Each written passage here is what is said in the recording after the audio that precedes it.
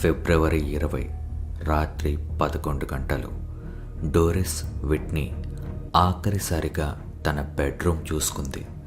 గత 30 ఏళ్లుగా ఆమెకి ఎంతో ఇష్టమైన రూమ్ అది. అంత చక్కగా అమర్చబడింది. రక్తం ఎక్కువగా కనిపించకుండా డోరిస్ విట్నీ ఒక రెడ్ కలర్ నైట్ డ్రెస్ వేసుకుంది. మంచం పక్కనే ఉన్న టేబుల్ డ్రాయర్ నుంచి ఒక తుపాకీ బయటికి తీసింది. నల్లగా మెరుస్తుంది. ఫోన్ పక్కనే ఆ తుపాకీని పెట్టి ఫిలాడెల్ఫియాలో ఉన్న తన కూతురికి ఫోన్ చేసింది.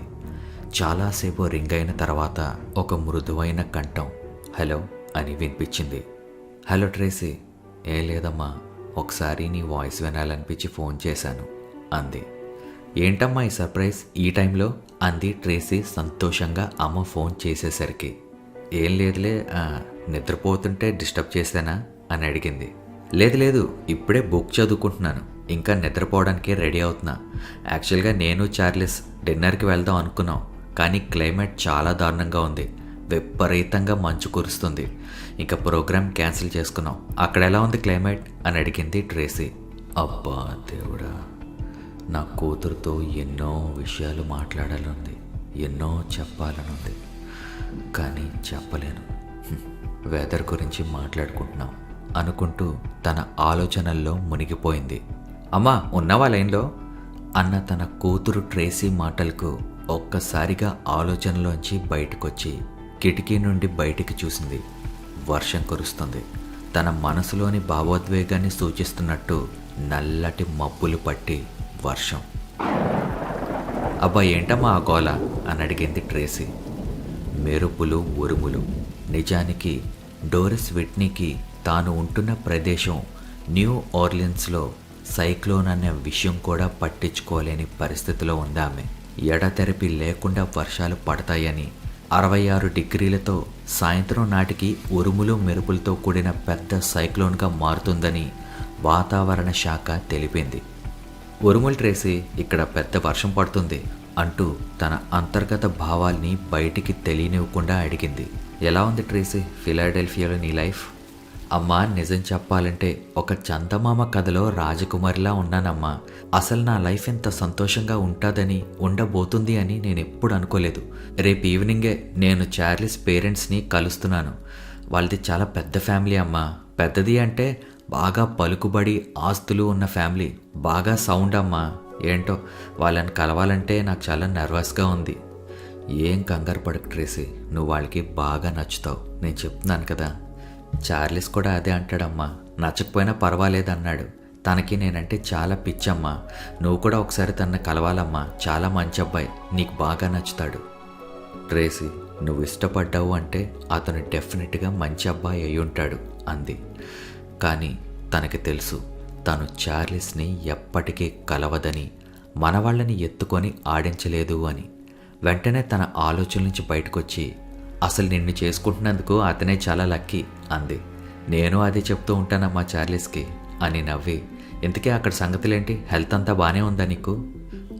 నీతో మాట్లాడాను కదా, బాగానే ఉంది. బాయ్ ఫ్రెండ్ ఎవరైనా దొరికారా అని వ్యంగ్యంగా అడిగింది ట్రేసీ. నిజానికి ట్రేసీ తండ్రి 5 సంవత్సరాల క్రితం చనిపోయారు. తన తల్లిని ఇంకో పెళ్లి చేసుకోమని ఎంతో ప్రోత్సహించినప్పటికీ డోరిస్ విట్నీ తన లైఫ్లో మరో వ్యక్తిని ఊహించుకోవడానికి కూడా ఇష్టపడేది కాదు. ఆ టాపిక్ని మారుస్తూ అడిగింది. బాయ్ ఫ్రెండ్స్ ఏం లేరు కానీ అక్కడ నీ జాబ్ ఎలా ఉంది, ఎంజాయ్ చేస్తున్నావా, బోర్ కొట్టేసిందా? లేదమ్మా, నాకు జాబ్ చాలా బాగా నచ్చింది. చార్లెస్కి కూడా పెళ్లి తర్వాత జాబ్ చేస్తే అభ్యంతరం ఏమీ లేదన్నాడు. అవునా, చాలా సంతోషం. అతను బాగా అండర్స్టాండింగ్ పర్సన్లా ఉన్నాడు అంది డోరిస్ విట్నీ. అవునమ్మా, నువ్వే చూస్తావు కదా అంది.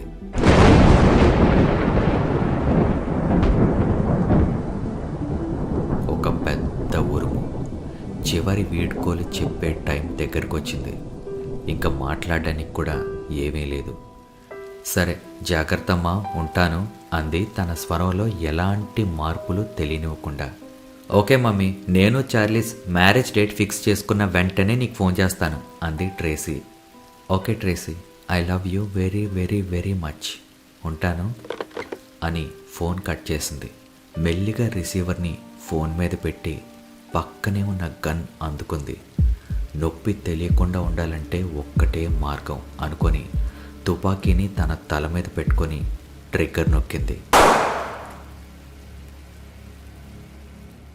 ఆ మరుసటి రోజు అంటే ఫిబ్రవరి 21 ఉదయం 8 గంటలకు ట్రేసీ విట్నీ ఆఫీస్కి రెడీ అయ్యి తన అపార్ట్మెంట్ బిల్డింగ్ నుంచి బయటకు వచ్చేసరికి ఆగకుండా వర్షం కురుస్తుంది. ఉదయాన్నే సిటీ అంతా చాలా హడావిడిగా ఉంది. ఆఫీసులు కానీ స్కూల్స్ కానీ జనం అటు ఇటు తిరుగుతున్నారు. పేద గొప్ప అని పక్షపాతం లేకుండా వర్షం అందరి మీద సమానంగా కురుస్తుంది. పక్కన ఉన్న స్లమ్స్లో మనుషులు ఇంట్లో చెత్త అంతా ఇంటి బయట రోడ్డు మీద పడేసినట్టున్నారు. వర్షానికి ఆ చెత్త కుప్ప అంతా కిందకి దిగి రోడ్డు మీదకి వస్తుంది. ఇదంతా నార్త్ ఫిలాడెల్ఫియాలో చాలా కామన్. ట్రేసీ రెయిన్ కోట్ వేసుకొని ఫాస్ట్గా తను పనిచేసే బ్యాంక్ వైపు అడుగులు వేస్తుంది. తన రెయిన్ కోట్ క్యాప్లో నుంచి లైట్గా తన అందంగా ఒత్తుగా ఉన్న హెయిర్ మెరుస్తూ కనిపిస్తుంది. ట్రేసీకి 25 సంవత్సరాలు. చూడటానికి చాలా ఫిట్గా స్లిమ్గా ఉంటుంది. చాలా అట్రాక్టివ్ ఫేస్. స్మైల్ ఇస్తే అన్నీ మర్చిపోయి తన స్మైల్ చూస్తూ ఉండిపోవాలనిపిస్తుంది. ఎంత సాఫ్ట్ స్కిన్ అంటే కోపం వస్తే అంతెందుకు, ఏదైనా విషయానికి ఎక్సైట్ అయినా బుగ్గలు ఎర్రబడిపోతాయి. తన మనసులో ఉన్న సంతోషం తన ఫేస్లో కనిపిస్తుంది. ఎందుకు కనిపించదు? తను ప్రేమించిన అబ్బాయిని పెళ్లి చేసుకోబోతుంది. ఇంకా అంతకన్నా ఏం కావాలి లైఫ్కి? ట్రేసీ బ్యాంక్కి చేరుకొని వాచ్ చూసుకుంది. 8:20 అయ్యింది. డోర్స్ క్లోజ్ చేసి ఉన్నాయి. ఎంప్లాయీస్ లోపలికి వెళ్ళడానికి ఇంకా 10 నిమిషాలు టైం ఉంది. బ్యాంక్ సీనియర్ వైస్ ప్రెసిడెంట్ ముందు డోర్ ఓపెన్ చేసుకొని లోపలికి వెళ్ళి మళ్ళీ తన వెనక డోర్ క్లోజ్ చేసుకున్నాడు. ప్రపంచంలో ఉన్న అన్ని బ్యాంక్స్లో కొన్ని సేఫ్టీ ప్రొసీజర్స్ ఉంటాయి. అతని డైలీ రొటీన్ ఏంటంటే అతను ఒక్కడే ముందు బ్యాంక్లోకి వెళ్ళి బాత్రూమ్స్ నుండి store rooms, safe deposit areas అన్నీ చెక్ చేసి లోపల ఎవ్వరూ లేరు అని నిర్ధారించుకున్నాక బ్యాంక్ డోర్స్ ఓపెన్ చేస్తాడు. ఇన్ కేస్ ఎవరైనా దొంగలు లోపలుండి ఎంప్లాయీస్కి గన్ పెట్టి డబ్బులు దోచుకుపోకుండా ఈ ప్రొసీజర్ ప్రతిరోజు జరుగుతుంది. సరిగ్గా 8:30కి తోటి ఉద్యోగులతో కలిసి లోపలికి వెళ్ళింది ట్రేసీ. తన రెయిన్ కోట్ తీసి గోడకి తగిలిస్తూ ఉంటే పక్కన ఎంప్లాయీస్ క్లైమేట్ గురించి మాట్లాడుకుంటున్నారు. నా గొడుగు ఎగిరిపోయింది బాసు, ఫుల్గా తడిసిపోయాను. ఇంకో వారం ఉంటాయంటే వర్షాలు. ఫ్లోరిడాలో ఉన్నా బాగుండు. ఆ మాటలకి నవ్వుకుంటూ ట్రేసీ తన పనిలో నిమగ్నం అయిపోయింది. నిజానికి తను కేబుల్ ట్రాన్స్ఫర్ డిపార్ట్మెంట్ ఇన్ఛార్జ్గా పనిచేస్తుంది. గతంలో అయితే ట్రాన్స్ఫర్ డిపార్ట్మెంట్ పని చాలా టార్చర్గా ఉండేది. బ్యాంక్లో నుండి మరో బ్యాంక్కి, దేశం నుంచి మరో దేశానికి డబ్బు ట్రాన్స్ఫర్ చేయాలంటే చాలా శ్రమతో కూడిన పని. ఎన్నో ఫామ్స్ ఫిల్ చేయాలి. నేషనల్, ఇంటర్నేషనల్ పోస్టల్ సర్వీసెస్ పైన ఆధారపడాల్సి ఉండేది. ఈ పనంతా అయ్యేసరికి చాలా టైం పట్టేది. ఎప్పటికో డబ్బులు వెళ్ళేవి. కానీ ఇప్పుడు కంప్యూటర్స్ రావడంతో ఈ పని చాలా సులభం అయిపోయింది. ఒక్క క్షణంలో డబ్బులు మొత్తం ఒకేసారి ట్రాన్స్ఫర్ చేసుకోవచ్చు. ప్రతిరోజు కొన్ని లక్షల డాలర్ల ఈ మనీ ట్రేసీ చేతుల మీదుగా ట్రాన్స్ఫర్ అయ్యేది. ఈ బ్యాంకింగ్ పని ట్రేసీకి చాలా ఇంట్రెస్టింగ్గా ఉండేది. తన లైఫ్లోకి చార్లీస్ వచ్చే వరకు. ట్రేసీకి బాగా వెటకారంగా అనిపించేది ఏంటంటే అమెరికా ఎప్పుడు డబ్బు మీదే పడి ఏడుస్తుంది అని వాదించే దేశాలన్నీ కూడా ఫైనాన్షియల్ హెల్ప్ కోసం అమెరికాని అప్పు అడుక్కోవడంలో ముందుంటాయి. ఈ విషయం మీదే చార్లీస్కి ట్రేసీకి మొట్టమొదటి ఆర్గ్యుమెంట్ ఫస్ట్ టైం కలిసినప్పుడే జరిగింది. ట్రేసీ చార్లీస్ని మొదటిసారి ఒక ఫైనాన్షియల్ సెమినార్లో కలిసింది. అక్కడ అతను గెస్ట్ స్పీకర్గా వచ్చాడు. వాళ్ళ కంపెనీకి, ట్రేసీ పనిచేసే బ్యాంక్కి మంచి బిజినెస్ లింక్స్ ఉన్నాయి. చార్లెస్ ఉపన్యాసం అయిన తర్వాత మూడవ ప్రపంచ దేశాలు, థర్డ్ వరల్డ్ కంట్రీస్ అప్పుగా తీసుకున్న డబ్బు తిరిగి చెల్లించే సామర్థ్యం గురించి అతను చేసిన వ్యాఖ్యలతో విభేదించింది. చార్లెస్ మొదట ఆశ్చర్యపోయినా ఇంత అందమైన అమ్మాయి ఇంత ఉద్వేగభరితంగా వాదిస్తుంటే చాలా ముచ్చటగా అనిపించింది.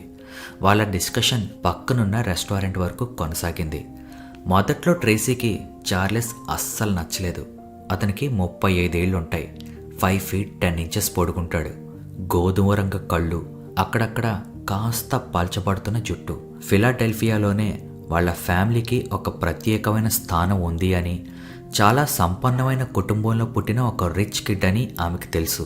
ఒక బోరింగ్ రిచ్ కిడ్ అనుకుంది. ఆమె మనసులో భావాల్ని చదివినట్టు, నేను పుట్టినప్పుడు ఎవరో రోడ్డు మీద దొరికిన బేబీని నర్స్ తీసుకొని వచ్చి మీ అబ్బాయి అని మా డాడీకి చూపించిందట. ఇప్పటికీ ఆయన అదే అంటూ ఉంటారు. ఎందుకంటే ఆ ఫ్యామిలీలో నేను అస్సలు ఫిట్ అవను అన్నాడు. ఏంటి ఏమన్నారు అని అడిగింది ట్రేసీ. మా పేరెంట్స్ లాగా డబ్బే సర్వస్వం అనేది నేను అస్సలు నమ్మను. కొంచెం దగ్గరికి రండి, సీక్రెట్ చెప్తాను. ఈ విషయాలన్నీ మీకు చెప్పినట్టు మా డాడీకి చెప్పకండి, చంపేస్తాడు అన్నాడు. ఎందుకో అతని సెన్స్ ఆఫ్ హ్యూమర్ ట్రేసీకి భలే సరదా అనిపించింది. ఏంటి ఇంత రిచ్ పర్సన్ ఇంత డౌన్ టు ఎర్త్గా మాట్లాడుతున్నాడు అనుకుంది. డబ్బుండి గర్వం లేకపోతే అది చాలా అట్రాక్టివ్ పాయింట్లా అనిపించింది. ఎందుకో కానీ ఇతన్ని పెళ్లి చేసుకుంటే ఎలా ఉంటుంది, సొసైటీలో ఒక పెద్ద ఫ్యామిలీ అన్న థాట్ ట్రేసీకి అలా వచ్చి వెంటనే వెళ్ళిపోయింది. ఎందుకంటే ఆ క్షణం ట్రేసీకి తన ఫ్యామిలీ బ్యాక్గ్రౌండ్ గుర్తొచ్చింది. ట్రేసీ వాళ్ళ నాన్న ఒక బిజినెస్ని స్టార్ట్ చేయడానికి చాలా కాలం పట్టింది. చార్లీ వాళ్ళ ఫ్యామిలీ కనీసం వాళ్ళ బిజినెస్ని కన్నెత్తి కూడా చూడరు. ఈ ఫ్యామిలీ మా ఫ్యామిలీ కలిసే ఛాన్సే లేదు. ఆయిల్ వాటర్ లాగా ఎప్పటికీ కలవ్వు. ఛీ, ఏంటి ఆలోచిస్తున్నాను, ఏదో రెస్టారెంట్కి పిలిస్తే పెళ్లి గురించి ఆలోచిస్తున్నానేంటి పిచ్చిదానిలా, అసలు మళ్ళీ ఇతని మొహం చూస్తానో లేదో కూడా తెలీదు అని అనుకుంటూ ఉండగా, రేపు డిన్నర్కి ఫ్రీయేనా మీరు అని అడిగాడు చార్లెస్. ఫిలాడెల్ఫియాలో ఎంటర్టైన్మెంట్ కల్చరల్ యాక్టివిటీస్ చాలా ఎక్కువగా జరుగుతూ ఉంటాయి. సాంస్కృతిక వినోద కార్యకలాపాలకు ఆ సిటీ పెట్టింది పేరు.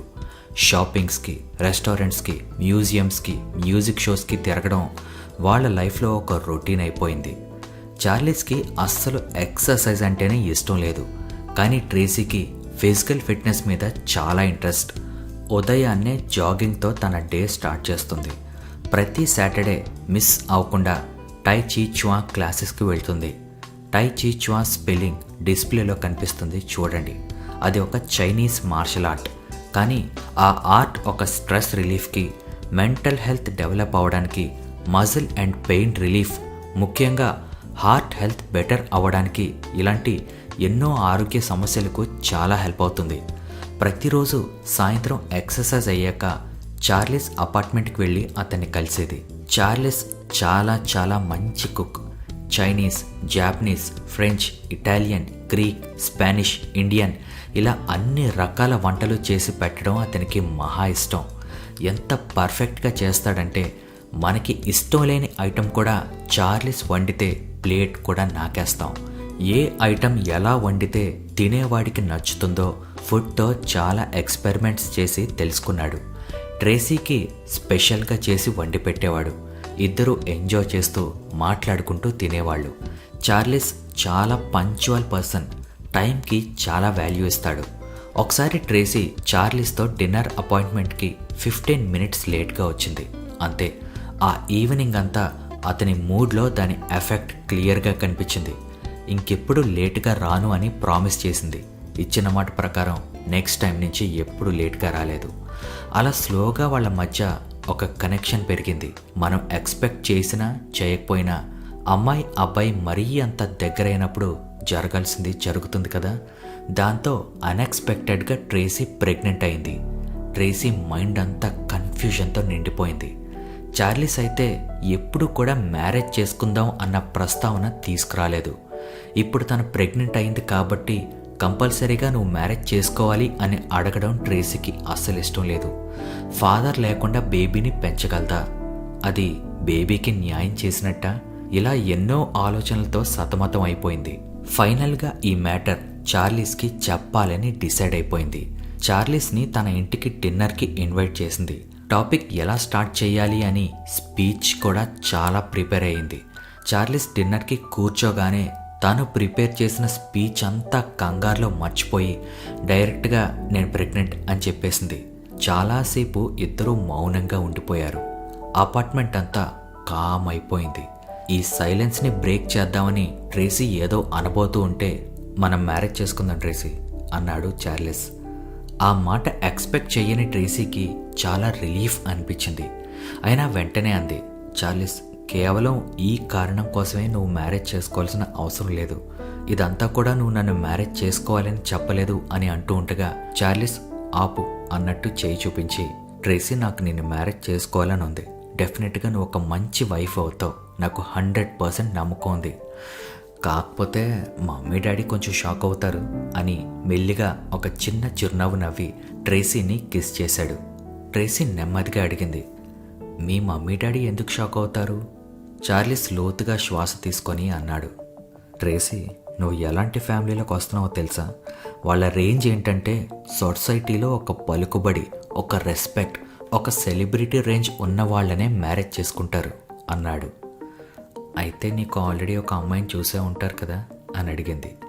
చార్లెస్ ఆమె దగ్గరికి వెళ్ళి హగ్ చేసుకొని అన్నాడు, చూస్తే చూసారులే, వాళ్ళు ఎవరిని సెలెక్ట్ చేశారన్నది పాయింట్ కాదు, నాకు ఎవరిని చేసుకోవడం ఇష్టం అన్నదే పాయింట్. ఇంకా ఇంతకన్నా లేట్ చేయడం మంచిది కాదు, కానీ నెక్స్ట్ ఫ్రైడే రెడీగా ఉండు, మా ఇంటికి తీసుకెళ్తాను, మమ్మీ డాడీతో కలిసి డిన్నర్ చేద్దాం, ఫ్రైడే మర్చిపోకు అన్నాడు. చూస్తూ ఉండగానే టైం గడిచిపోయింది. ఫ్రైడే వచ్చేసింది. ఆ రోజు ట్రేసీ బ్యాంక్లో చాలా బిజీగా ఉంది. లంచ్ బ్రేక్లో జావేద్ హబీబ్ లాంటి ఒక హెయిర్ స్టూడియోకి వెళ్ళి హెయిర్ స్పాకి అపాయింట్మెంట్ తీసుకుంది. అది చాలా కాస్ట్లీ అయినప్పటికీ చార్లీస్ పేరెంట్స్ని కలిసినప్పుడు తన బెస్ట్ లుక్లో వాళ్ళకి కనిపించాలి అనుకుంది. ఎలా అయినా వాళ్ళకి నేను నచ్చాలి, వాళ్ళు చార్లీస్ కోసం ఎవరిని సెలెక్ట్ చేసినా నాకు అనవసరం, నేను చార్లీస్ని లవ్ చేసినంతగా అతన్ని ఎవరు లవ్ చేయలేరు, ఎవరు అంత బాగా చూసుకోలేరు అనుకుంది. సరిగ్గా మధ్యాహ్నం 1 గంటకి ట్రేసీ రెయిన్ కోట్ వేసుకొని బయటికి వెళ్దాం అనుకుంటూ ఉండగా బ్యాంక్ వైస్ ప్రెసిడెంట్ ట్రేసీని తన ఆఫీస్ రూమ్కి రమ్మన్నాడు. ఒకవేళ బ్యాంక్స్కి సంబంధించిన ఏదైనా టీవీలో అడ్వర్టైజ్మెంట్ ఇవ్వాలి అంటే ఈ వైస్ ప్రెసిడెంట్ కరెక్ట్ చాయిస్. చాలా బాగా మాట్లాడతాడు, మర్యాద ఇవ్వాలనిపించే పెద్ద మనిషిలా ఉంటాడు.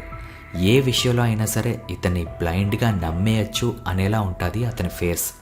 కూర్చోండి ట్రేసీ అన్నాడు ట్రేసీ లోపలికి వెళ్ళగానే. బయట పెద్ద వర్షమే పడుతుంది కదా అన్నాడు. అవును సార్, అయినా జనం మాత్రం బ్యాంక్కి రావడం ఆగట్లేదు, కిటకిట్లా ఆడిపోతుంది బ్యాంక్ అని ఏదో పై మాటలు మాట్లాడి తర్వాత మెల్లిగా టాపిక్లోకి వచ్చాడు. కాస్త ముందుకు వంగి అన్నాడు, నువ్వు చార్లీస్ మ్యారేజ్ చేసుకుందాం అనుకున్నారు కదా అని అంటూ ఉండగా ట్రేసీ చాలా షాక్ అయిన ఎక్స్ప్రెషన్ ఇచ్చి, మీకెలా తెలిసింది సార్, అసలు ఇంకా మేము ఎవరికి చెప్పలేదు అంది. ఆయన నవ్వి, ఆ ఫ్యామిలీ ఏం చేసినా అది న్యూసే కదండి అని మెల్లిగా అడిగాడు. మ్యారేజ్ తర్వాత మళ్ళీ జాబ్ కంటిన్యూ చేస్తారు కదా? అంటే ఏం లేదు, మీలాంటి సిన్సియర్ హార్డ్ వర్కింగ్ ఎంప్లాయీ వెళ్ళిపోతే అది మా బ్యాంక్కి చాలా నష్టం కదా అన్నాడు. సార్, చార్లీస్కి నాకు ఆల్రెడీ ఈ టాపిక్ మీద డిస్కషన్ జరిగింది సార్. చార్లీస్కి నేను జాబ్ కంటిన్యూ చేస్తే ఎలాంటి అభ్యంతరం లేదు అన్నాడు.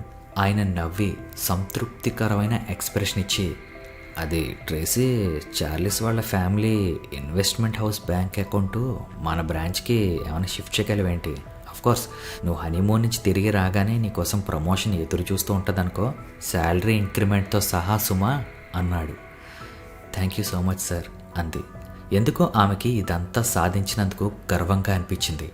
అర్జెంటుగా ఈ విషయం చార్లీస్తో షేర్ చేసుకోవాలనిపించింది.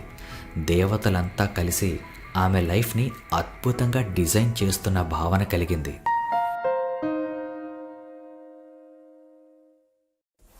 చార్లెస్ వాళ్ళ పేరెంట్స్ ఒక పెద్ద మ్యాన్షన్లో నివసిస్తున్నారు. వాళ్ళ తాత ముత్తాతల కాలం నుంచి ఆ భవనం ఆ ఏరియాలో చాలా ఫేమస్. ఎంత ఫేమస్ అంటే ఆ ఏరియాకే ఆ మ్యాన్షన్ ఒక ల్యాండ్ మార్క్ అయిపోయింది. ట్రేసీ చాలాసార్లు ఆ మ్యాన్షన్ దాటుకునే వెళ్ళేది. ఆ ఎత్తైన గోడలు దూరం నుంచి చూడటమే తప్ప ఆ మ్యాన్షన్ ఇప్పుడు తన లైఫ్లో ఒక భాగం అయిపోతుందని ఎప్పుడూ ఊహించుకోలేదు. కానీ ట్రేసీ చాలా నర్వస్గా ఫీల్ అవుతుంది. ఎంత ఖర్చు పెట్టి చేయించుకున్నా హెయిర్ స్టైల్ మొత్తం గాలికి చెదిరిపోయింది. ఇంట్లో రెడీ అయినంత అందంగా ఇప్పుడు లేదు. అసలు ఎలాంటి డ్రెస్ వేసుకోవాలా అనే కన్ఫ్యూజన్లో 4 సార్లు డ్రెస్ చేంజ్ చేసుకుంది. తన భయం అంతా ఒక్కటే, చార్లీస్ని మ్యారేజ్ చేసుకునే రేంజ్ ఈ అమ్మాయిలో కనిపించడం లేదు అనే ఫీలింగ్ వాళ్ళకి రాకూడదు. ఫైనల్గా ఒక గ్రే కలర్ ఓన్నీ స్కర్ట్తో పాటు తెల్లటి సిల్క్ బ్లౌజ్ వేసుకొని ట్రేసీ వాళ్ళ మమ్మీ క్రిస్మస్కి గిఫ్ట్గా ఇచ్చిన గోల్డ్ చైన్ వేసుకుంది. మ్యాన్షన్ తలుపు మెల్లిగా తెరుచుకుంది. గుడ్ ఈవినింగ్ మిస్ ట్రేసీ అన్నాడు బట్లర్. బట్లర్కి నా పేరు తెలుసా అనుకుంది. అది పాజిటివ్గా తీసుకోవాలో నెగిటివ్గా తీసుకోవాలో అర్థం కాలేదు. మీ కోట్ ఇక్కడ తీసేయండి, నేను తగిలిస్తాను అన్నాడు. ఆమె కోట్ నుంచి కారుతున్న వర్షపు నీటి చుక్కలు కింద వాళ్ళ ఖరీదైన పర్షియన్ మ్యాట్ మీద పడుతున్నాయి. బట్లర్ ఆమెను కారిడోర్ గుండా తీసుకెళ్లాడు. వాళ్ళ బ్యాంక్ కన్నా 2 రెట్లు పెద్దదుంది ఆ కారిడోర్. అబ్బా, ఇంకో డ్రెస్ వేసుకొని రావాల్సింది అనుకుంది. లైబ్రరీ పక్క నుండి తీసుకెళ్తున్నాడు బట్లర్. సడన్గా మోకాలి దగ్గర డ్రెస్ కొంచెం చెరిగినట్టు తెలుస్తుంది. అబ్బా అనుకుంది. ఒక్క నిమిషం తర్వాత ట్రేసీ చార్లీస్ వాళ్ళ పేరెంట్స్కి ఫేస్ టు ఫేస్ నించుంది. చార్లీస్ వాళ్ళ ఫాదర్ వయసు 60 మధ్యలో ఉంటాయి. చాలా సక్సెస్ఫుల్ పర్సన్లా కనిపిస్తున్నాడు. ఒక 30 సంవత్సరాల తర్వాత చార్లీస్ ఎలా ఉంటాడో అలాగే ఉన్నాడు ఆయన. సేమ్ చార్లీస్ లాగే గోధుమ రంగు కళ్ళు, తెల్లటి జుట్టు. వాళ్ళకి పుట్టబోయే బిడ్డకి పర్ఫెక్ట్ తాతలా అనిపించాడు ట్రేసీకి. చార్లీ వాళ్ళ మదర్ మాత్రం కొంచెం పొట్టిగా లావుగా ఉన్నప్పటికీ ఒక రకమైన హుందాతనం ఉంది. ఆవిడికి కూడా ఒక మంచి నానమ్మ అయ్యే లక్షణాలు కనిపిస్తున్నాయి. ట్రేసీని చూడగానే ముందు ఆవిడే లేచి షేక్ హ్యాండ్ ఇచ్చి, చాలా సంతోషంగా ఉందమ్మా నిన్ను మీట్ అయినందుకు. నీతో కొంచెం సేపు ఏకాంతంగా మాట్లాడాలని చార్లీస్ని అడిగాను. సో ఇప్పుడు చార్లీస్ ఇక్కడ లేడు, నీకేమీ అభ్యంతరం లేదు కదా అని అడిగింది. ట్రేసీ ఏదో అనబోతూ ఉంటే, దీనిలో అభ్యంతరపడ్డానికి ఏముంటుంది, కూర్చోండి ట్రేసీ అన్నాడు చార్లీ వాళ్ళ ఫాదర్. ఇద్దరూ ట్రేసీకి ఎదురుగా సోఫాలో కూర్చున్నారు. ఎందుకో ట్రేసీకి పోలీస్ ఇంటరాగేషన్లా అనిపించింది ఆ సిచ్యువేషన్. ట్రేసీ చిన్న స్మైల్ ఇచ్చింది, కానీ అది చాలా ఆర్టిఫిషియల్గా వచ్చింది. తనకే నచ్చలేదు. మోకాలి దగ్గర చిరిగిన క్లాత్ కనిపించకుండా చేత్తో కవర్ చేసి వాళ్ళ వైపు చూసింది. ఒకదాని తర్వాత ఒకటి ఫ్లాప్ అవుతున్నాయేంటా అనిపించింది ట్రేసీకి. చార్లీస్ వాళ్ళ డాడీ ఓపెన్గా అడిగారు, సో నువ్వు చార్లీస్ మ్యారేజ్ చేసుకుందాం అనుకుంటున్నారా? అవునండి అంది ట్రేసీ. నీకు చార్లీస్ ఎంతకాలం నుంచి తెలుసు అని అడిగింది ఆవిడే. మేము ఒకరినొకరు అర్థం చేసుకొని ప్రేమించుకునే అంత కాలంగా తెలుసు అంది. ప్రేమ అని గొనిగాడైన. చార్లీస్ వాళ్ళ మదర్ కొనసాగించారు, చూడమ్మా ట్రేసీ, సూటిగా చెప్పాలంటే చార్లీస్ మీ మ్యాటర్ మాకు చెప్పగానే మాకు చాలా షాకింగ్గా అనిపించింది అని నవ్వి, చార్లీస్ నీకు చార్లెట్ అనే అమ్మాయి గురించి చెప్పలేదా అని ట్రేసీ ఎక్స్ప్రెషన్ గమనించి మళ్ళీ కొనసాగించింది. సరే, మా అబ్బాయి చార్లీస్, చార్లెట్ ఇద్దరూ కలిసే పెరిగారు. ఇద్దరు చాలా క్లోజ్గా ఉంటారు. నిజం చెప్పాలంటే వాళ్ళు ఈ సంవత్సరం మ్యారేజ్ అనౌన్స్మెంట్ చేస్తారేమో అని అందరం ఎదురు చూస్తున్నాం అంది. చార్లెట్ ఎలా ఉంటుందో వివరించాల్సిన అవసరం లేదు. ఆమె ఎలా ఉంటుందో ట్రేసీ ఊహల్లోనే ఒక ఐడియా వచ్చేసింది. పక్కింటి అమ్మాయి అయి ఉంటుంది, బాగా రిచ్. చార్లీస్ ఫ్యామిలీ లాగా పెద్ద బ్యాక్గ్రౌండ్, మంచి స్కూల్లో చదివి ఉంటుంది. మీ ఫ్యామిలీ గురించి చెప్పండి ట్రేసీ అన్నాడు చార్లీస్ ఫాదర్. ఇంతకీ నువ్వు ఎక్కడ పుట్టావు అని అడిగింది ఆవిడ. నేను లూజియానాలో పుట్టానండి, మా డాడీ ఒక మెకానిక్ అని చెప్పింది. ఆ మాట చెప్పాల్సిన అవసరం లేదు, కానీ ట్రేసీకి చెప్పాలనిపించింది. ఆమె తండ్రి అంటే ట్రేసీకి చాలా ఇష్టం, గౌరవం. ఎందుకు చెప్పకూడదు? ఎవరో ఏదో అనుకుంటారని నా ఫ్యామిలీ గురించి నేను హైడ్ చేయాల్సిన అవసరం లేదు. ఆయన నన్ను కష్టపడి పెంచారు. ఎవరు ఏమనుకున్నా ఆయన నా తండ్రి అనుకుంది. మెకానిక్కా అని అడిగింది ఆవిడ. అవునండి, ఇక్కడ న్యూ ఆర్లియన్స్లోనే ఒక చిన్న మ్యానుఫ్యాక్చరింగ్ ప్లాంట్ స్టార్ట్ చేశారు. అది మెల్లిగా చాలా పెద్ద సంస్థ అవ్వడానికి చాలా హార్డ్ వర్క్ చేశారు. మొన్న 5 years బ్యాక్ మా ఫాదర్ చనిపోయాక మా మమ్మీ ఆ బిజినెస్ని చూసుకుంటుంది. మీ ప్లాంట్ కంపెనీయో యాక్చువల్గా ఏం మ్యానుఫ్యాక్చర్ చేస్తుంది అని అడిగాడు ఆయన. ఎగ్జాస్ట్ పైప్స్ ఇంకా వేరే ఆటోమోటివ్ పార్ట్స్ అండి అంది. చార్లీస్ వాళ్ళ పేరెంట్స్ ఇద్దరూ ఒకరి ముఖం ఒకరు చూసుకొని, ఓ అలాగా అని ఇద్దరు ఒకేసారి అన్నారు. వాళ్ళిద్దరూ అలా అన్న టోన్ ట్రేసీని కొంచెం కంగారు పెట్టింది. ఇంకా ఎంత టైం రా బాబు నాకు ఇంటరాగేషన్ అనుకుంటూ ఒక చిన్న చిరునవ్వు ఇద్దాం అనుకొని ట్రై చేసింది. చార్లీస్ మదర్ చూసే చూపులకి ఆ నవ్వు మొదలవ్వకుండానే ఆగిపోయింది. ఏం మాత్రం తడబడకుండా చార్లీస్ వాళ్ళ ఫాదర్ ట్రేసీని చూస్తూ అన్నాడు, ట్రేసీ మీరు ప్రెగ్నెంట్ అని చార్లీస్ నాకు చెప్పాడు అన్నాడు. అబ్బా, ఎందుకు చెప్పాడురా బాబు, చెప్పకుండా ఉండాల్సిందే. అసలే వీళ్ళ వైఖరి నన్ను రిజెక్ట్ చేసేలా ఉంది. మళ్ళీ ఈ మ్యాటర్ చెప్పడం, వీళ్ళేదో ఈ మ్యాటర్లో చార్లీకి సంబంధం లేదు అన్నట్టు నన్ను గుచ్చి చూడటం అనుకుంటూ ఉండగా చార్లీ వాళ్ళ మదర్ కొనసాగించారు. అసలు నాకొకటి అర్థం కాలేదమ్మా, ఈ రోజుల్లో అని ఆమె ఇంకా వాక్యం పూర్తి చేయలేకపోయింది. ఎందుకంటే అప్పుడే చార్లీస్ రూమ్లోకి ఎంటర్ అయ్యాడు.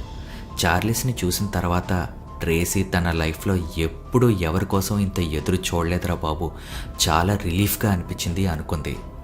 ఏంటి ఎలా జరుగుతున్నాయి మీ పరిచయాలు అని అడిగాడు చార్లీస్ వస్తూనే. ట్రేసీ ఒక్కసారిగా లేచి అతని దగ్గరగా వెళ్ళి, అంతా బాగానే ఉంది చార్లీ అంది.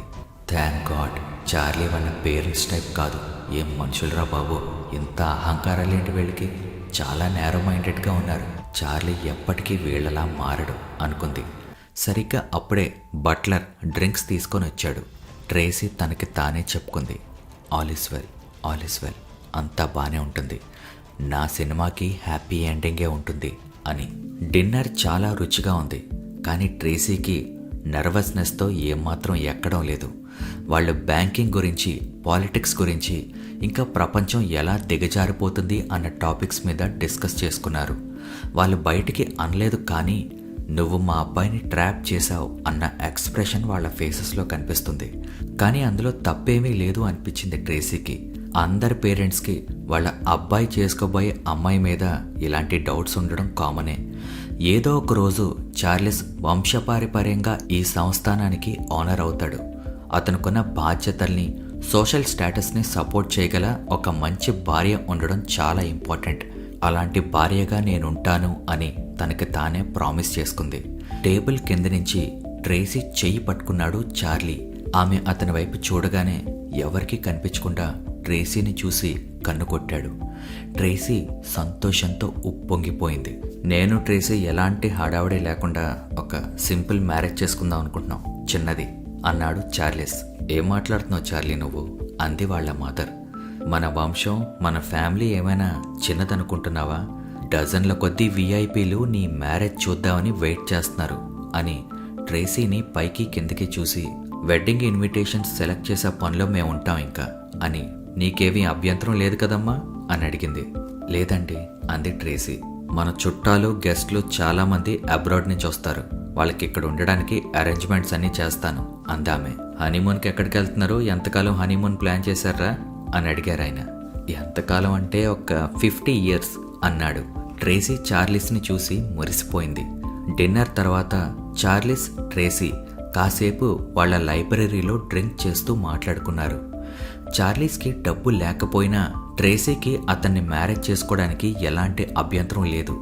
కానీ ఈ లైబ్రరీలో డెకరేషన్, ఆ మ్యాన్షన్ అవన్నీ చూశాక ఇలాంటి లగ్జరీ లైఫ్ మొత్తం లైఫ్ అంతా ఉంటుందంటే చాలా ఆహ్లాదకరంగా అనిపించింది ట్రేసీకి. చార్లీస్ ట్రేసీని తిరిగి తన అపార్ట్మెంట్లో డ్రాప్ చేసే టైంకి ఆల్మోస్ట్ అర్ధరాత్రి అయిపోయింది. నిన్ను మా మమ్మీ డాడీ ఇబ్బంది ఏం పెట్టలేదు కదా? అఫ్కోర్స్ వాళ్ళు కొంచెం స్ట్రిక్ట్గా ఉంటారని నాకు తెలుసు అన్నాడు.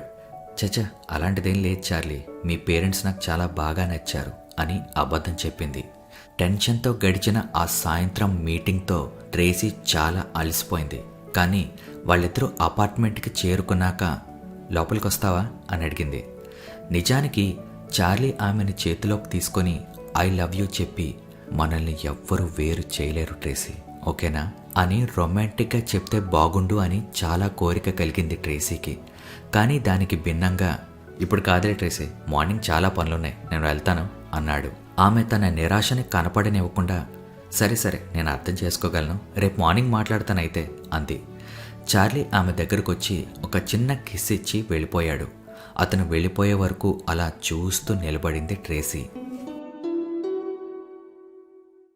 అర్ధరాత్రి నిశ్శబ్దాన్ని హఠాత్తుగా చెదరగొట్టినట్టు పెద్ద శబ్దం చేసుకుంటూ ఫోన్ మోగింది. ఒక్కసారి ట్రేసీ నిటారుగా లేచి కూర్చుంది. ఫోన్ ఇంకా రింగ్ అవుతూనే ఉంది. బెడ్ పక్కనే ఉన్న అలారం చూసింది. తెల్లవారుజాము 2:30 అయింది. ఇంకా బాగా చీకటిగానే ఉంది. ఈ టైంలో ఫోన్ రావడం ఏంటి అనుకుంటుండగా ముందు ఆమె మైండ్లోకి చార్లీస్కి ఏదైనా అయ్యిందేమో అన్న ఆలోచన వచ్చింది. మెరుపు వేగంతో వెళ్ళి ఫోన్ లిఫ్ట్ చేసి హలో అంది. గంభీరమైన గొంతుతో అట్నుంచి ట్రేసీ విట్నీ అని వినిపించింది. ఒక్కొక్కసారి కావాలని ఎవరో రాంగ్ నెంబర్ చేసి ఈ టైంలో అశ్లీలంగా మాట్లాడడానికి ఫోన్ చేశారేమో అనుకుంది. ఆ రోజుల్లో ఇంకా కాలర్ ఐడీస్ లేవు. ఆ సందేహంతోనే ఎవరు అని అడిగింది. హలో మేడం, నేను New Orleans deputy superintendent of పోలీస్ని మాట్లాడుతున్నాను. ట్రేసీ విట్నీ అయినా మాట్లాడేది? అవునండి. ఆమె గుండె ఒక్కసారిగా వేగంగా కొట్టుకోవడం మొదలైంది. మేడం, మీకు ఒక బ్యాడ్ న్యూస్. ఆమె చేత్తో ఫోన్ని గట్టిగా పట్టుకుంది. మీ మదర్కి సంబంధించిన మ్యాటర్ అండి. ఏమైంది సార్? ఏదైనా యాక్సిడెంట్ అయిందా మా మమ్మీకి? లేదండి, ఆవిడ చనిపోయారు. నో అని గట్టిగా అరిచింది. ఇది నిజం కాదు. ఎవరో తనని భయపెట్టాలని ఇలా చేస్తున్నారు. మా మమ్మీకి ఏం జరగలేదు, ఆమె బ్రతికే ఉంది. సారీ మేడం ఇలా ఇన్ఫార్మ్ చేస్తున్నందుకు అన్నారు అటు నుండి. ఇది కల కాదు, నిజమే. ఒక పీడ కలలాగా ఉంది, కానీ నిజంగా జరుగుతుంది. ఆమె ఇంకా మాట్లాడలేకపోయింది. మనసు, నాలుక ఒక్కసారిగా స్తంభించిపోయాయి. Hello miss Tracy. హలో, నేను వెంటనే బయలుదేరుతున్నానండి అంది. ఫోన్ పెట్టేశాక తన అపార్ట్మెంట్ వంటగదిలో కింద కూర్చొని తన తల్లి గురించి ఆలోచించుకుంది. మమ్మీ ఎలా చనిపోతుంది? ఇంపాసిబుల్ కదా. ఎప్పుడు చాలా హ్యాపీగా స్ట్రాంగ్గా ఉంటుంది అనుకుంది. చిన్నప్పటి నుంచి ట్రేసీ వాళ్ళ మమ్మీకి చాలా క్లోజ్. ఏ ప్రాబ్లం వచ్చినా వాళ్ళ మమ్మీతోనే డిస్కస్ చేసుకునే అంత ఫ్రీడమ్ ఉండేది. ప్రతి విషయంలో వాళ్ళ మదర్ అడ్వైజే తీసుకునేది. స్కూల్లో ఇష్యూస్ దగ్గర నుంచి బాయ్ ఫ్రెండ్ మ్యాటర్స్ వరకు అన్ని మ్యాటర్స్లో తన తల్లి సలహా తీసుకునేది. ట్రేసీ వాళ్ళ డాడీ చనిపోయాక చాలామంది వాళ్ళ బిజినెస్ని కొనుక్కోవడానికి ముందుకొచ్చారు. జీవితంలో ఏ లోటు లేకుండా బ్రతికేంత డబ్బు కూడా ఇస్తామన్నారు. కానీ ఆమె మొండిగా నిరాకరించింది. మీ డాడీ ఎంతో కష్టపడి ఈ బిజినెస్ని స్థాపించారమ్మా. ఆయన లేరని ఏదో నా స్వార్థం కోసం ఈ బిజినెస్ని అమ్మేస్తే ఆయన పడ్డ శ్రమకి నేను ఏం విలువిచ్చినట్టు అంది. అంతేకాదు, ఆమె బిజినెస్ని ఇంకా పైకి తీసుకెళ్ళింది కూడా. అలాంటిది ఈరోజు ఇలా. ఏంటమ్మా, ఇంక నువ్వు చార్లీని కలవలేవా అంటూ ఏడుస్తూ కూర్చుంది.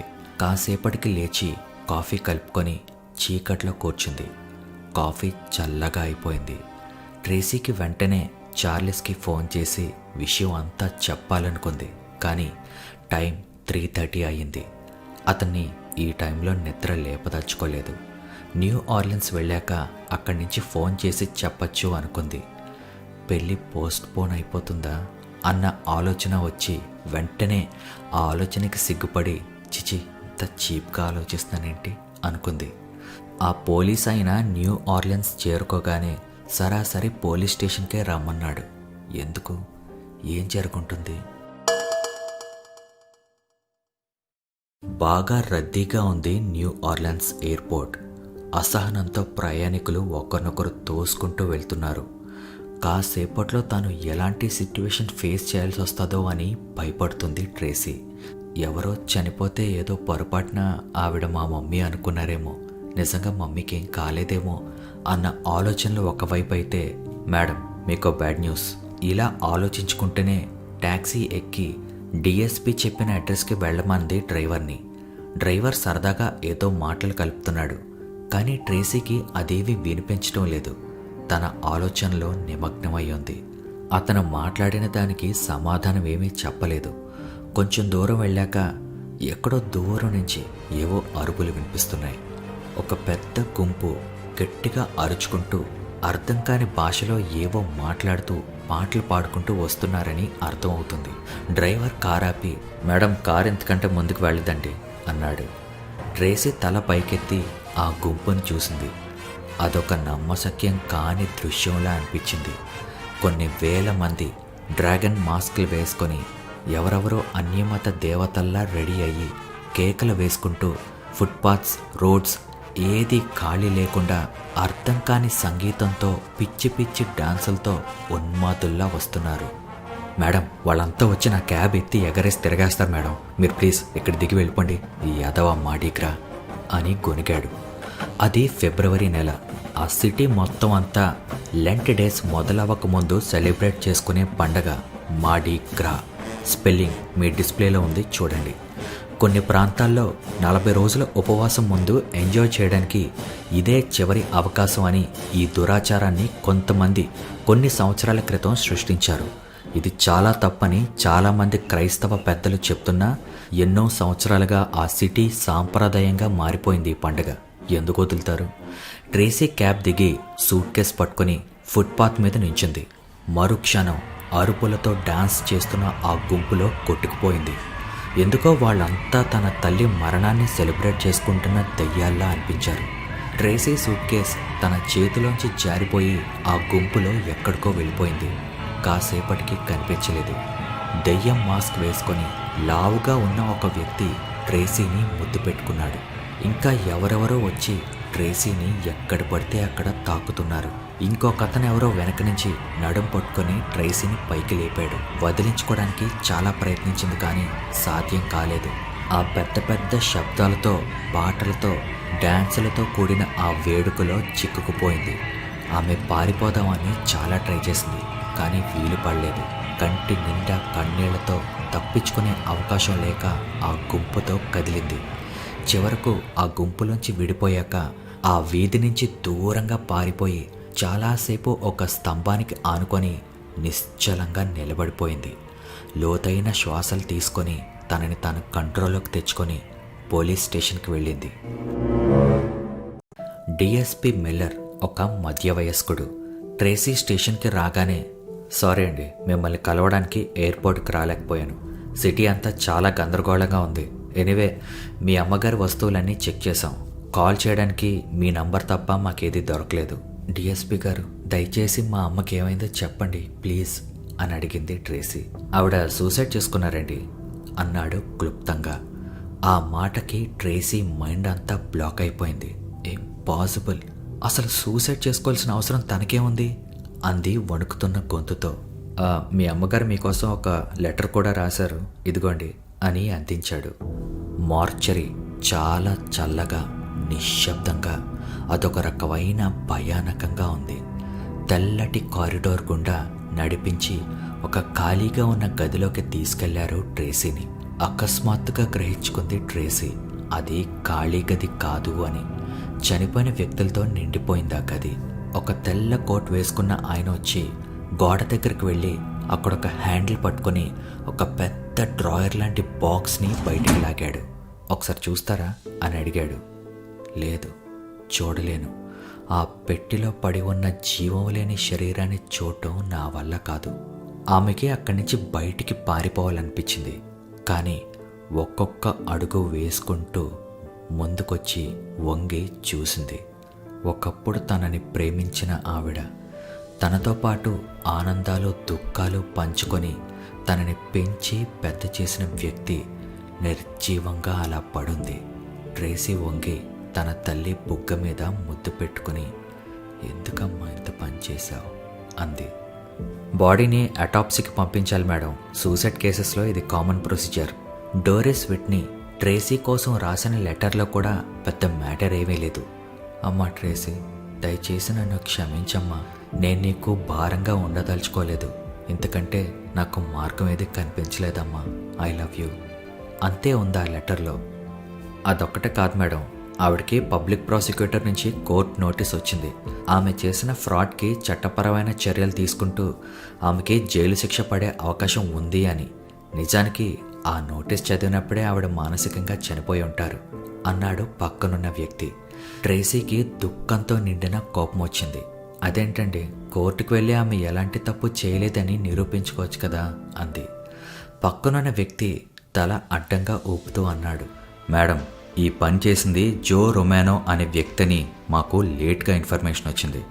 ఇదొక్కటే కాదండి, ఇంతకు ముందు కూడా అతను చాలా కంపెనీస్ని ఇలాగే మోసం చేసి వాళ్ళని లీగల్గా ఇరికించాడు. అతను యాంటోనీ అనే వ్యక్తి కింద పనిచేస్తున్నాడు. యాంటోనీ ఎవరో తెలుసా? న్యూ ఆర్లిన్స్ మొత్తం అతని గుప్పెట్లో ఉంటుంది. అతన్ని ఎదుర్కొనే శక్తి గవర్నమెంట్కి కూడా లేదు. ఒకవేళ మీ మదర్ కోర్టుని ఆశ్రయించినా ఈ కేసు పూర్తయ్యే టైంకి చాలా సంవత్సరాలు పడుతుంది. అంతకాలం యాంటోనీతో, జో రొమానోతో లీగల్గా ఫైట్ చేసే అంత డబ్బు పాపం మీ అమ్మగారి దగ్గర లేదు. నాకొక్క మొక్క చెప్పచ్చు కదండి, నాకెందుకు చెప్పలేదు అని వేదనతో అడిగింది ట్రేసీ. మేడం, ఈ విషయం మీకు చెప్పినా మీరు చేయగలిగింది ఏం లేదు మేడం. మీరే కాదు, ఎవరు ఏమీ చేయలేరు అన్నాడు. నేను ఒకసారి జో రొమానోని కలుద్దాం అనుకుంటున్నాను, ఎక్కడుంటాడు అతను అని అడిగింది. మేడం, ఆవేశంతో అనవసరంగా ఇలాంటి నిర్ణయాలు తీసుకోకండి. అతను ఎంత పవర్ఫుల్లో మీకు తెలియదు. మేము ఇక్కడ లోకల్ వాళ్ళం కాబట్టి మాకు ఐడియా ఉంది. మీరు అతని గురించి మర్చిపోయి నెక్స్ట్ కార్యక్రమాలు ఏంటో చూడండి అన్నాడు ఆయన. అతను ఎక్కడుంటాడో చెప్పండి ప్లీజ్ అని అడిగింది. ఇక్కడే జాక్సన్ స్క్వేర్ దగ్గర అతనికి ఒక పెద్ద ఎస్టేట్ ఉంది. కానీ మేడం, మీరు అక్కడికి వెళ్ళినా ఉపయోగం లేదు మేడం, దయచేసి అర్థం చేసుకోండి. ట్రేసీ ఏమీ మాట్లాడలేదు. ఆమె మనసంతా జో రొమానో మీద ద్వేషంతో నిండిపోయింది. తన తల్లిని చంపినందుకు జో రొమానోని శిక్ష అనుభవించేలా చెయ్యాలి అని తనకు తానే ప్రామిస్ చేసుకుంది. ట్రేసీకి టైం కావాలి, ఆలోచించడానికి, ప్లాన్ చేసుకోవడానికి టైం. ఆమెకి తన తల్లి ఇంటికి వెళ్ళడానికి మనసు రాలేదు. ఒక చిన్న హోటల్ రూమ్ తీసుకుందాం అనుకుంది. ఆమె దగ్గర లగేజ్ ఏమీ లేదు. ఉదయం ఆ గుంపులో ఎక్కడికో పోయింది. హోటల్ రిసెప్షనిస్ట్ డబ్బు ముందే కట్టాలన్నాడు. నైట్కి $40 ఇచ్చేసింది. రూమ్కి రాగానే ముందు వాళ్ళ బ్యాంక్ వైస్ ప్రెసిడెంట్కి ఫోన్ చేసి, నేను కొన్ని రోజులు ఆఫీస్కి రాలేను సార్ అని చెప్పింది. అతను ఇరిటేషన్ని అణుచుకుంటూ, ఇట్స్ ఓకే మేడం, నేను వేరే డెప్యుటేషన్ అరేంజ్ చేసుకుంటాను అన్నాడు. వెంటనే చార్లీస్కి ఫోన్ చేసింది. హలో ట్రేసీ, ఏమైపోయావు నువ్వు? మా మమ్మీ నీ గురించి చాలా ట్రై చేస్తుంది తెలుసా? ఎక్కడున్నావు? మీ ఇద్దరు కలిసి చాలా అరేంజ్మెంట్స్ చేయాలి. నిన్ను లంచ్కి తీసుకురమ్మంది. ఎక్కడున్నావు ఇప్పుడు? సారీ చార్లీ, నేను న్యూ ఆర్లిన్స్లో ఉన్నాను. ఏంటి? ఎక్కడ?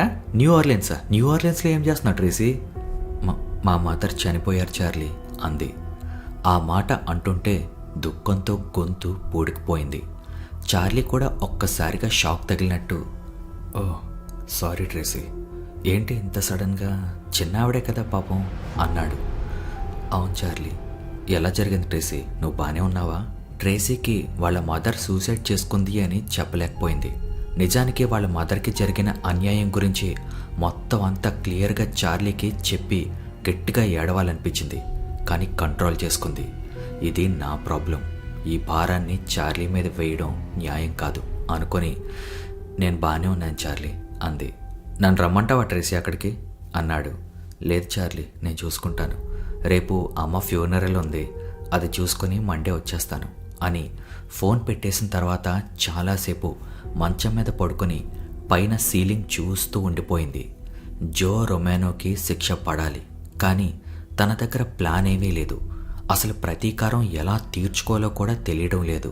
కానీ తీర్చుకోవాలి, అప్పుడే తన తల్లికి జరిగిన అన్యాయానికి న్యాయం జరుగుతుంది. ట్రేసీ ఆ మధ్యాహ్నం తన హోటల్ నుంచి బయలుదేరి పక్క వీధిలో ఉన్న గన్స్ షాప్కి వెళ్ళింది. అక్కడ కౌంటర్ దగ్గర బాగా సన్నగా ఉన్న ఒక వ్యక్తి కూర్చొని ఉన్నాడు. ట్రేసీ షాప్లోకి రావడంతో, ఎస్ మేడం, ఏం కావాలి అని అడిగాడు. నాకొక గన్ కావాలి. ఎలాంటి గన్ మేడం? అదే రివాల్వర్ ఉంటుంది కదా. 32 ఇమ్మంటారా 24 ఇమ్మంటారా? ట్రేసీకి ఆ రెండు ఆప్షన్స్ ఏంటో కూడా అర్థం కాలేదు. లైఫ్లో ఎప్పుడూ గన్ పట్టుకోలేదు. 32 ఇవ్వండి అంది. 32లో 2 బ్రాండ్స్ ఉన్నాయి మేడం. స్మిత్ అండ్ వెస్సన్ అయితే $229, చార్టర్ ఆర్మ్స్ అయితే $159. ఏదిమ్మంటారు? నిజానికి ట్రేసీ తనతో ఎక్కువ డబ్బు తెచ్చుకోలేదు. సడన్గా బయలుదేరిపోయింది. ఇంకా కొంచెం చీప్లో ఏదైనా ఉంటే చూడండి అని అడిగింది. చీపా? మేడం, గన్స్ ఎక్కడ చీప్గా రావు మేడం. మీరు ఏ షాప్లో అయినా ఎంక్వైరీ చేసుకోండి. సరే, ఒక పని చేద్దాం. ఈ చార్టర్ ఆర్మ్స్ 32 మీకు 150కి ఇస్తాను. దాంతో ఈ చిన్న బుల్లెట్ బాక్స్ కూడా ఇస్తాను అన్నాడు. ట్రేసీ సరే అంది. అతను వెనక ఉన్న ఒక బాక్స్ ఓపెన్ చేసి అందులోంచి ఒక రివాల్వర్ బయటికి తీసి టేబుల్ మీద పెట్టి అడిగాడు. ఎలా యూజ్ చేయాలో తెలుసా అని. గన్ ట్రిగ్గర్ నొక్కడమే కదా అంది. ఓహో, ఎలా లోడ్ చేయాలో ఒకసారి చూపించమంటారా అని అడిగాడు. ఆమె ఆల్మోస్ట్ వద్దు అని చెప్పేద్దాం అనుకుంది. నిజానికి ఆమెకి ఎవరిని షూట్ చేసే ఉద్దేశం లేదు, జస్ట్ భయపెడదామని అంతే. కానీ వద్దు అంటే ఎంత ఫూల్లాగా కనిపిస్తాదో అర్థమయ్యి, చూపించండి అంది. చాలా ఎక్స్పర్ట్ లాగా నిమిషంలో గన్లో బుల్లెట్స్ లోడ్ చేసేశాడు. థ్యాంక్ యూ అని పర్స్ ఓపెన్ చేసి డబ్బులు లెక్క పెడుతూ ఉంటే, మీ నేమ్ అండ్ అడ్రస్ కావాలి మేడం, పోలీస్ రికార్డ్స్ కోసం అని అడిగాడు. ఇలా అడుగుతారని ట్రేసీ అస్సలు ఊహించలేదు. నోటు నుంచి మాట రాలేదు. జో రొమానోని గన్తో బెదిరించడం కూడా ఒక క్రిమినల్ యాక్టే. కానీ అతను కదా క్రిమినల్, నేను కాదు కదా అని ఆలోచిస్తూ ఉండగా, మేడం నేమ్ అని మళ్ళీ అడిగాడు shop owner. Smith, John Smith అని చెప్పింది. అతను ఒక పేపర్ మీద రాసుకుంటూ, అడ్రస్ అని అడిగాడు. డోమెన్ రోడ్, 2030 డోమెన్ రోడ్ అంది. అతను తల కూడా పైకి ఎత్తకుండా, 2030 డోమెన్ రోడ్ అసలు లేదు మేడం, మీరు చెప్పిన అడ్రస్ అంటూ ఉంటే అది రివర్ మధ్యలో ఉంటుంది. ఒక పని చేద్దాం, 50-20 అని రాస్తాను అని రాసి రిసీట్ ఆమె ముందు పెట్టాడు. జాన్ స్మిత్ అని సైన్ చేసి, అంతేనా అని అడిగింది. అంతే మేడం అని రివాల్వర్ని జాగ్రత్తగా బాక్స్లో పెట్టి ఆమెకిచ్చాడు. ట్రేసీ దాన్ని అందుకొని పర్సులో పెట్టుకొని వెనక్కి తిరిగి చూడకుండా బయటికి స్పీడ్గా వెళ్ళిపోతూ ఉంటే, మేడం గన్ లోడ్ చేసి ఉంది మర్చిపోకండి అని అరిచాడు. జాక్సన్ స్క్వేర్, జో రొమానో ఉండే ఏరియా. అందమైన పాత ఇల్లులు, పెద్ద పెద్ద ఎస్టేట్లు, సందడిగా ట్రాఫిక్తో మనోహరంగా ఉంది. జో రొమానో ఇక్కడే ఏదో ఒక ఇంట్లో ఉంటున్నాడు. ఆమె చీకటి పడే వరకు వెయిట్ చేసింది. ఎక్కడో దూరం నుంచి ఉదయం జరిగిన పెరేడ్ గుంపు తాలూకా సౌండ్స్ వినిపిస్తున్నాయి. ఆ సౌండ్స్ ట్రేసీకి ఉదయం జరిగిన ఘోరాన్ని గుర్తు చేశాయి. ఆమె చీకట్లో దాక్కొని జో రొమానో ఇంటి బయట కాపు కాసింది. పర్స్లో గన్ బరువుగా తెలుస్తుంది. ఆమె వర్కౌట్ చేసిన ప్లాన్ చాలా సింపుల్. జో రొమానోతో మాట్లాడి ఆమె తల్లి మీద పడిన క్రిమినల్ ఎలిగేషన్ని తొలగించమని అడగాలి. ఒకవేళ అతను ఒప్పుకోకపోతే గన్తో బెదిరించి అతని దగ్గర పేపర్ స్టేట్మెంట్ రాయించి ఆ స్టేట్మెంట్ని డిఎస్పీ మిల్లర్ గారికి ఇవ్వాలి. తర్వాత డిఎస్పీ జో రొమానోని అరెస్ట్ చేస్తాడు. ఆమె తల్లి మీద పడిన అభియోగం తొలగిపోతుంది. అంతే. ఈ టైంలో తన పక్కన చార్లీ ఉంటే బాగుండు అని చాలా అనిపించింది. కానీ ఈ పని తాను ఒంటరిగానే చేయాలని నిర్ణయించుకుంది. చార్లీని ఇందులో ఇన్వాల్వ్ చేయడం కరెక్ట్ కాదు. జో రొమానో అరెస్ట్ అయ్యాక చార్లీస్కి జరిగిందంతా చెప్పచ్చు అనుకుంది. ఆ వీధి రోడ్ అంతా కొంచెం క్లియర్ అయ్యాక ఎవ్వరూ రావడం లేదు అని నిర్ణయించుకొని జో రొమానో ఇంటి దగ్గరకు వెళ్ళి డోర్ బెల్ కొట్టింది. ఎవ్వరూ ఓపెన్ చేయలేదు. మంటీ గ్రా ఫెస్టివల్లో పార్టిసిపేట్ చేస్తున్నాడేమో, లేట్ అవ్వచ్చు. అయినా సరే అతను వచ్చే వరకు వెయిట్ చేద్దాం అనుకుంది. ఈలోపు అకస్మాత్తుగా బయట లైట్ వెలిగింది. డోర్ ఓపెన్ అయ్యింది. గుమ్మం లోపల ఒక వ్యక్తి నించొనున్నాడు. ట్రేసీ అతన్ని చూసి ఆశ్చర్యపోయింది. తలుపు తీసిన ఆ వ్యక్తి క్రూరమైన ఫేస్తో, ముఖం మీద ఘాట్లతో, వికృతమైన నవ్వుతో ఉండే ఒక గ్యాంగ్స్టర్లా ఊహించుకుంది. కానీ అతను చాలా అట్రాక్టివ్గా, డీసెంట్గా ఉన్నాడు. ఎవరైనా చూస్తే అతన్ని యూనివర్సిటీ ప్రొఫెసర్ అనుకుంటారు. హలో, ఎవరండి మీరు అని అడిగాడు. తన వాయిస్ చాలా ఫ్రెండ్లీగా ఉంది. వణుకుతున్న కంఠంతో, మీరు జో రొమానోనా అని అడిగింది. అవునండి, ఏం కావాలి మీకు అని అడిగాడు. అతను మాట్లాడే పద్ధతి చాలా డీసెంట్గా అనిపించింది. ఇప్పుడు అర్థమైంది తన తల్లి ఎలా మోసపోయిందో. మీతో కొంచెం మాట్లాడాలి రొమానో గారు అంది. ఒక్క క్షణం ట్రేసీని పైకి కిందకి చూసి, సరే లోపలికి రండి అన్నాడు. అతని లివింగ్ రూమ్ చాలా లగ్జూరియస్గా ఉంది. మంచి యాంటిక్ పీస్ ఫర్నిచర్తో చాలా రిచ్గా, కంఫర్టబుల్ లైఫ్ స్టైల్లో బ్రతుకుతున్నాడు జో రొమానో. అంతా మా అమ్మ డబ్బే అనుకుంది. జస్ట్ ఇప్పుడే ఒక పెగ్ ఫిక్స్ చేసుకుందాం అనుకుంటున్నాను, మీరేం తాగుతారు అని అడిగాడు. నాకేం వద్దండి అంది. అతను కుతూహలంగా ఆమె వైపు చూస్తూ, చెప్పండి, ఇంతకీ మీరు నన్ను ఎందుకు కలవాలనుకున్నారు మిస్ ట్రేసీ విట్నీ? నేను డోరిస్ విట్నీ కూతుర్ని అంది. అతను ఒక్క క్షణం అవాక్కయ్యి ఆమె వైపు చూస్తూ ఉండిపోయాడు. ఆ తర్వాత అన్నాడు, నాకు మీ మదర్ గురించి వార్త తెలిసింది, పాపం కదా అన్నాడు. పాపం కథనా? వీడి కారణంగానే నా తల్లి చనిపోతే జస్ట్ పాపం కదా అన్న వాక్యంతో ఫినిష్ చేసేశాడు మ్యాటర్ని అనుకొని, రొమానో గారు, పబ్లిక్ ప్రాసిక్యూటర్ మా మదరే ఫ్రాడ్ చేశారని నమ్ముతున్నారు. అందులో నిజమేమీ లేదని మీకు తెలుసు. ఇందులో ఆమె తప్పేమీ లేదని, ఆమె నిర్దోషాన్ని నిరూపించడానికి నాకు మీ హెల్ప్ కావాలి అంది. సారీ ట్రేసీ గారు, మర్డీగ్రా టైంలో బిజినెస్ గురించి డిస్కస్ చేయను, అది నా నమ్మకానికి విరుద్ధం అని లేచి వెళ్ళి 2 డ్రింక్స్ మిక్స్ చేస్తూ అన్నాడు. కొంచెం డ్రింక్ తాగండి, కూల్ అవుతారు అని. అతను మాటలతో వినే రకంగా లేడు అనిపించింది. ట్రేసీకి ఇంకో మార్గం ఏది కనిపించలేదు. పర్స్ ఓపెన్ చేసి రివాల్వర్ బయటికి తీసి అతనికి గురి పెట్టి అంది, నేనెలా కూల్ అవుతానో చెప్పమంటారా రొమానో గారు? మీరు మా అమ్మకి చేసిన అన్యాయం పబ్లిక్లో అందరికీ తెలిసినప్పుడు అంది. జో రొమానో ఇటు తిరగగానే చేతిలో గన్ పట్టుకున్న ట్రేసీ కనిపించింది. ట్రేసీ, గన్ ఫైర్ అయిపోతుంది, కింద పెట్టండి అన్నాడు. మీరేం కంగారు పడకండి. నేను చెప్పింది చేయకపోతే అప్పుడు ఫైర్ అవుతుంది. మీరు నా తల్లిని ఎలా మోసం చేశారో, క్రిమినల్ కేసులో ఎలా ఇరికించి ఆవిడ సూసైడ్ చేసుకునేలా ఎలా మోసం చేశారో మొత్తం పేపర్ మీద రాయండి, ఇప్పుడే, ఈ క్షణమే అంది.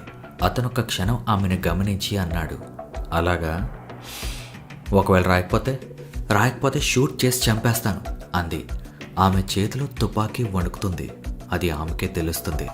మిస్ ట్రేసీ, మీరు ఏ కోణంలో కూడా నాకు హంతకురాలిలాగా కనిపించడం లేదు అంటూ చేతిలో డ్రింక్ పట్టుకొని మెల్లిగా ఒక్కొక్క అడుగు వేసుకుంటూ ఆమె దగ్గరగా వస్తున్నాడు.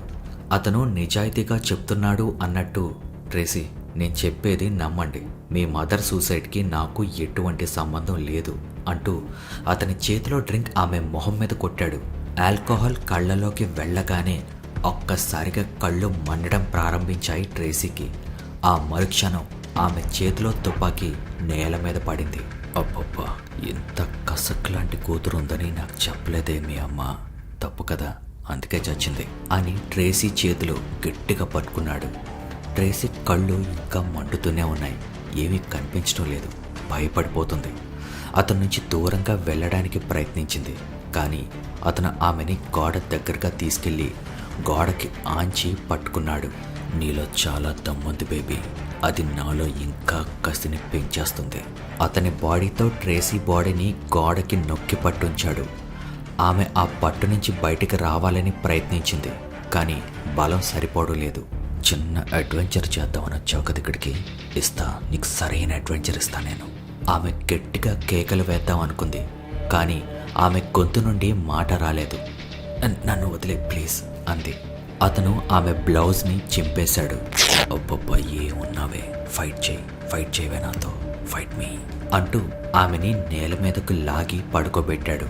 నాకు తెలిసి నువ్వెప్పుడు సరైన మగాడితో పడుకునుండవు అన్నాడు. అతని బాడీ బరువుగా ఆమె బాడీ మీద ఉంది. ట్రేసీ పక్కకి పారిపోదామని ట్రై చేస్తూ ఉండగా ఆమె చేతి వేళ్ళు గన్కి తగిలాయి. వెంటనే గన్ అందుకుంది. ఆ సైలెంట్గా ఉన్న ఇంట్లో పెద్ద సౌండ్ చేసుకుంటూ ఒక పేలుడు. రొమానో గట్టిగా అరిచాడు. అతను పట్టు ఒక్కసారిగా లూజ్ అయిపోయింది. ఎర్రటి రక్తపు చుక్కలు గాల్లోకి ఎగురుతూ ఉండగా అతను నేల మీద కూలిపోవడం చూసింది ట్రేసీ. నన్ను షూట్ చేసావా బిచ్, నన్ను షూట్ చేసావా? ట్రేసీ షాక్తో కదలలేకపోతుంది. కడుపులో తిప్పుతున్నట్టు అనిపించింది. కళ్ళు మంటలు ఇంకా పూర్తిగా తగ్గలేదు. ఆమె లేవడానికి ప్రయత్నించి రూమ్ చివర ఒక డోర్ దగ్గర పడి ఆ డోర్ ఓపెన్ చేసింది. అది బాత్రూమ్. ఆమె తడబడుతూ సింక్ దగ్గరకు వెళ్ళి చల్లటి నీళ్లతో కళ్ళు కడుక్కుంది. నొప్పి మెల్లిగా తగ్గుతూ కళ్ళు క్లియర్గా కనిపించాయి. సింక్ దగ్గర అద్దంలో ఆమె మొహం చూసుకొని, ఓరి దేవుడా, నేనొక మనిషిని చంపేశానా అనుకుంది. తిరిగి మళ్ళీ ఆ గదిలోకి పరిగెత్తింది. జో రొమానో నేలపై పడున్నాడు. అతని రక్తమంతా తెల్లటి రగ్గు మీద పాకుతుంది. ట్రేసీ అతన్ని చూసి, సారీ అండి, నేను మిమ్మల్ని కావాలని అంటూ ఉంటే, అంబులెన్స్ అన్నాడు. అతని మాట చాలా వీక్గా వస్తుంది. ట్రేసీ పక్కనే ఉన్న టెలిఫోన్ దగ్గరికి పరిగెత్తి 108కి ఫోన్ చేసింది.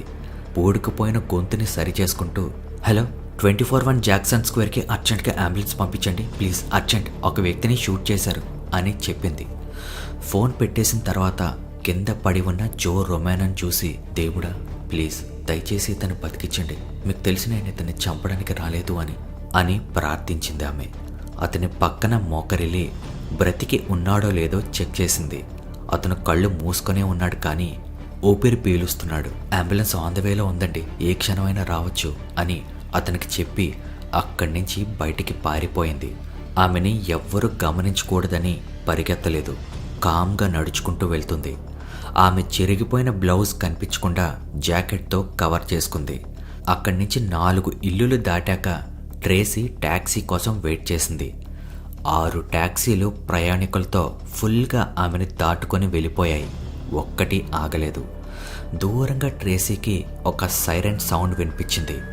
కొన్ని సెకండ్స్ తర్వాత ఒక అంబులెన్స్ ట్రేసీని దాటుకుంటూ జో రొమానో ఇంటి వైపు వెళ్ళింది. అర్జెంటుగా ఇక్కడి నుంచి వెళ్ళిపోవాలి అనుకుంటూ ఉండగా ఆమె ఆపోజిట్ రోడ్లో ఎదురుగా ఒక ట్యాక్సీ కస్టమర్స్ని అప్పుడే దింపుతుంది. ట్రేసీ దాన్ని మిస్ అవ్వకూడదు అని భయంగా పరిగెత్తుకుంటూ వెళ్ళి టాక్సీ ఫ్రీయేనా అని అడిగింది. అది మీరు ఎక్కడికి వెళ్ళాలో దాని మీద ఆధారపడి ఉంటుంది అన్నాడు. ఎయిర్పోర్ట్కి వెళ్ళాలి అంది. ఎయిర్పోర్టా? సరే ఎక్కండి అన్నాడు. ఎయిర్పోర్ట్కి వెళ్ళే దారిలో ట్రేసీ ఆలోచన అంతా అంబులెన్స్ గురించే. ఒకవేళ అంబులెన్స్ లేటుగా వెళ్ళుంటే జో రొమానో చనిపోయి ఉంటే ఆమె హంతకురాలవుతుంది. ఆమె ఫింగర్ ప్రింట్స్ ఉన్న గన్ కూడా జో రొమానో ఇంట్లోనే పడుంది. పోలీసులు అడిగితే జో రొమానో ఆమెని రేప్ చేయడానికి ప్రయత్నించాడు. ఆ ఘర్షణలో అనుకోకుండా తుపాకీ పేలిపోయింది అని చెప్పొచ్చు. కానీ పోలీసులు అది నమ్ముతారా? జో రొమానో పక్కన పడి ఉన్న గన్ని ఆమె డబ్బిచ్చుకుంది. అర్జెంటుగా న్యూ ఆర్లిన్స్ నుండి వెళ్ళిపోవాలి అనుకుంది. మేడం, ఫెస్టివల్ ఎంజాయ్ చేశారా అని అడిగాడు డ్రైవర్. అంది ట్రేసీ. తన బ్యాగ్లో నుండి ఒక చిన్న అద్దం తీసుకొని ఫేస్ అంతా వీలైనంత నీట్గా కనపడేలాగా సెట్ చేసుకుంది. జో రొమానో దగ్గర కన్ఫెషన్ స్టేట్మెంట్ తీసుకుందాం అన్న ఆలోచనే చాలా తెలివి తక్కువైన పని అని గ్రహించుకుంది. మొత్తం అంతా తారుమారైపోయింది. చార్లెస్కి జరిగిందంతా ఎలా చెప్పాలి? చెప్పగానే అతను షాక్ అవుతాడు. కానీ మొత్తం అంతా క్లియర్గా ఎక్స్ప్లెయిన్ చేసిన తర్వాత అతను అర్థం చేసుకుంటాడు.